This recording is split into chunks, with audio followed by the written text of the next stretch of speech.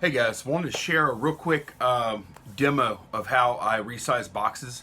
Now, unfortunately, I used to have a little handheld scoring tool that I actually got from Steve and Steph, the Resale Killers channel. They sent me one out. Unfortunately, it broke. There's a little plastic piece in there that broke, so I can't use it anymore. I'm going to show you all this other tool that I have that I'm going to use to resize a box. A lot of times you want to do this when you have like an item that's going inside a box and the box is way too big. Rather than stuff that box up with a lot of unnecessary packing material, it's in some cases better to just go ahead and cut the box down to size really quick, and it actually makes the box stronger if you choose not to cut off the excess flap. Whenever you fold it down, it makes the box strong too, so it offers some protection. Let me share this with y'all real quick. Okay, so what I'm going to be shipping is this zip drive here, iOmega zip drive, and it's in a box, and it's got good packing inside. And as you can see, if I just put it in this box, I've got this much extra material here that I really don't need. And honestly, I don't need any more protection for the box, like as far as bubble wrap or loose fill or anything like that. So this is a perfect situation to do a box resize. Now what I am going to do in the bottom of the box, I have some extra priority box material that I had cut away from a previous Frankenbox. I'm going to go ahead and put that in the bottom just to stiffen this box up a little bit.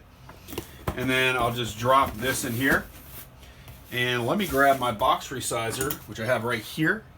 And all you do, guys, you just kind of flatten your flaps out like this. And I'll loosen this little guide adjuster here so it can slide here. And then there's the cutting part there. And I'll just adjust it to where this is hitting the top of my item. And then I'll tighten this down. And then if you want, you could take your item out so you don't bump into it. In this case, I'll just leave it in there. And all you do, there's a handle here if you want to push against that. But all you do is you just keep this on the top of the box edge.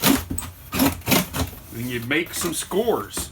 And I'll show y'all what it looks like after you run it over. I'll run back and forth sometimes a few times.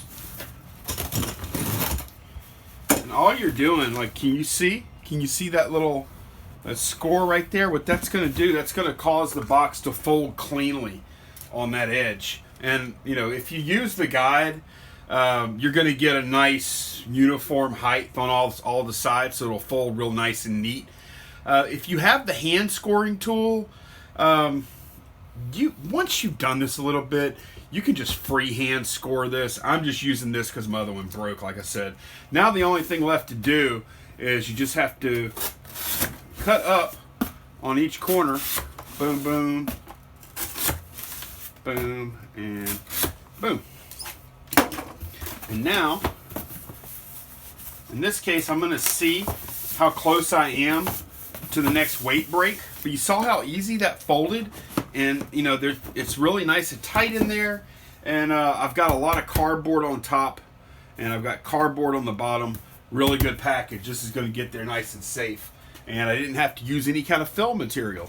And if you're using a box that was maybe close to the dimensional weight, like over 12 inches on the side, I wasn't in this case.